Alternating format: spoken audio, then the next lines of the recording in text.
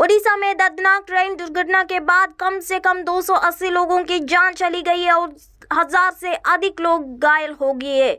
इस पर अधिकारियों ने सोमवार को कहा कि अभी भी 101 शवों की पहचान की जानी बाकी है। एएनआई से बात करते हुए पूर्व मध्य रेलवे के मंडल रेल प्रबंधक रिकेश राय ने कहा कि ओडिशा के विभिन्न अस्पतालों में अभी भी लगभग 200 लोगों का इलाज चल रहा है। दुर्घटना में लगभग 1100 लोग घायल हुए, जिनमें से लगभग 900 लोगों को इलाज के बाद छुट्टी दे दी गई है।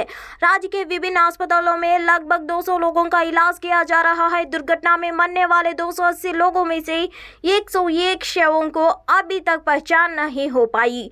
बालासोर ट्रेन हादसे में 3 ट्रेनें एक दूसरे से टकरा गई थी, जिसमें 2 यात्री ट्रेन और 1 मालगाड़ी शामिल थी। घटना में बालासोर में कम से कम 280 लोगों की जान ले ली और 1100 से अधिक लोगों को घायल कर दिया। इस दुखद घटना को पूरे भारत में गहरा प्रभाव पड़ा था। बिहार के हाजीपुर में ट्रेन ठहराव का उद्घाटन करने रविवार को केंद्रीय मंत्री पशुपति कुमार पारस पहुंचे हुए थे। इस कार्यक्रम में हंगाम होने वाला होगा। मंत्री पशुपति पारस और एक बुजुर्ग के बीच तीखी बहस भी हुई। बुजुर्ग ने कहा कि चुनाव के समय सेवक बन जाते हैं और चुनाव के बाद मालिक जैसा व्यवहार करते हैं, जिसको लेकर केंद्रीय मंत्री पशुपति पारस के कार्यक्रम में हंगामा खड़ा हो गया है। बुजुर्ग के विरोध पर मंत्री पशुपति पारस भी गुस्से में आ गए। इसको लेकर दोनों के बीच बहस शुरू हो गई। वहीं अब इस पूरे वाकया के वीडियो अब सोशल मीडिया पर वायरल हो रहा है। देश की राजधानी दिल्ली को झीलों का शहर बनाने की योजना पर दिल्ली सरकार की ओर से युद्ध स्तर पर काम जारी है। इस योजना का मकसद दिल्ली में झीलों के आसपास के क्षेत्र को पर्यटन स्थल के रूप में विकसित करने की है। इसी कड़ी में तिमरपुर स्थित अनोखी झील का निर्माण कार्य अंतिम चरण में है। बहुत जल्द यह झील आसपास के लोगों के लिए चहमकदमी और टाइम पास का केंद्र बन जाएगा। तिमरपुर झील को दिल्ली सरकार द्वारा 40 एकड़ क्षेत्र में पर्यटन स्थल के रूप में विकसित करने का काम जारी है। तिमरपुर झील परिसर में लोग जल्द ही प्राकृतिक सौंदर्य का आनंद ले सकेंगे। इस परियोजना से जहां ग्राउंड वाटर को रिचार्ज करने मदद मिलेगी, इतना ही नहीं, झील की वजह से लोगों को पानी की समस्या भी निजात मिलेगी। 5 जून को विश्व पर्यावरण दिवस के अवसर पर दिल्ली सरकार में जल मंत्री सौरभ भारद्वाज ने तिमरपुर झील का निरीक्षण किया। उन्होंने मौके पर पहुंचकर परियोजना से जुड़े कार्यों की समीक्षा अधिकारियों के साथ की। इस काम में जुटे अधिकारियों ने मंत्री को बताया कि तिमरपुर झील का काम जल्द पूरा होने वाला है।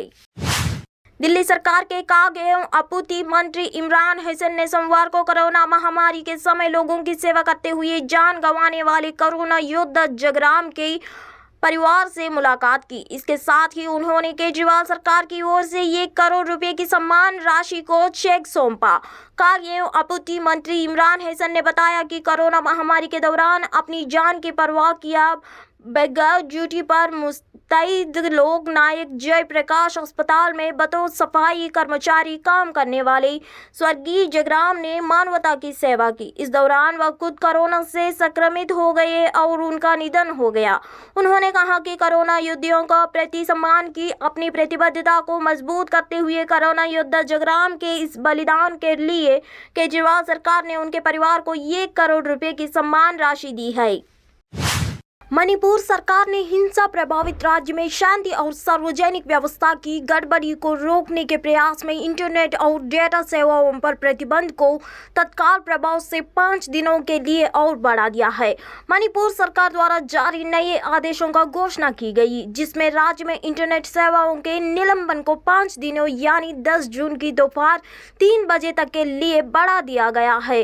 3 मई को all tribal students union of Manipur की एक रैली के बाद मणिपुर में हिंदू, मैटी और आदिवासी कुकी जो ईसाई है उनके बीच हिंसा भड़क उठी थी। पिछले 1 महीने से पूरे राज्य में हिंसा की स्थिति है और केंद्र सरकार को स्थिति को नियंत्रण में लाने के लिए अर्धसैनिक बलों को तैनात करना पड़ा है। राज्य में शांति बहाल करने के लिए सेना और असम राइफल से करीब 10,000 जवानों को तैनात किया गया है। मुंबई के वडाला रोड रेलवे स्टेशन पर टीसी ने ट्रेन से गिरी एक महिला की जान बचाई है। जानकारी के अनुसार वरिष्ठ टिकट संग्राहक सुधीर कुमार मंजी वडाला रोड स्टेशन पर रात 8:16 बजे ड्यूटी कर रहे थे।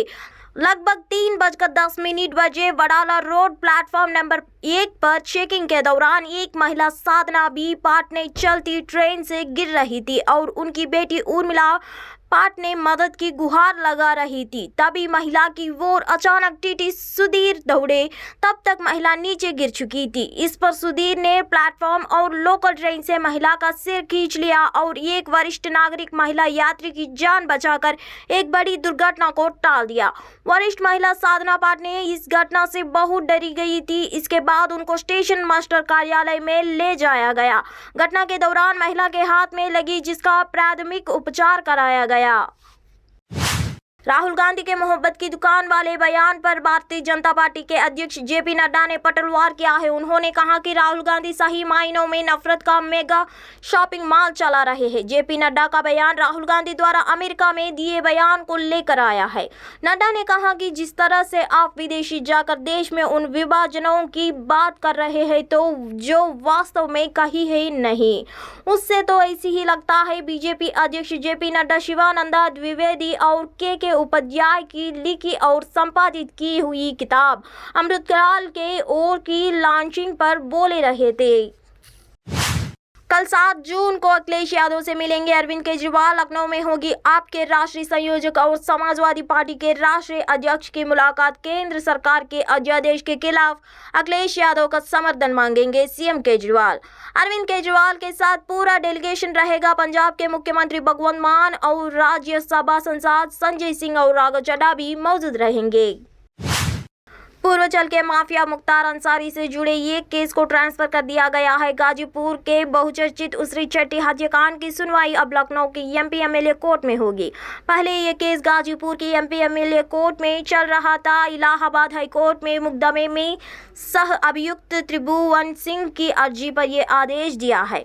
कोर्ट ने इस मुकदमे में अभियुक्त माफिया ब्रिजेश सिंह को भी नोटिस जारी किया था। कोर्ट ने याचिका पर सुनवाई के बाद 3 मार्च को फैसला सुरक्षित कर लिया था। जस्टिस दिनेश कुमार सिंह की सिंगल बेंच ने आदेश दिया। इस मुकदमे में वादी मुख्तार अंसारी है। शिवसेना के नेता संजय राउत ने सोमवार को बालासोर ट्रेन हादसे को लेकर नरेंद्र मोदी के नेतृत्व वाली केंद्र सरकार पर निशाना साधा और सरकार से इस घटना की जिम्मेदारी तय करने की मांग की।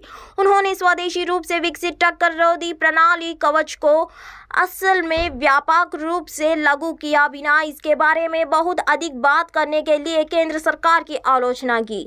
संजय राउत ने कहा उन्होंने कवच के बारे में बात की लेकिन यह वहाँ नहीं है, वे केवल झूठे आश्वासन देते हैं।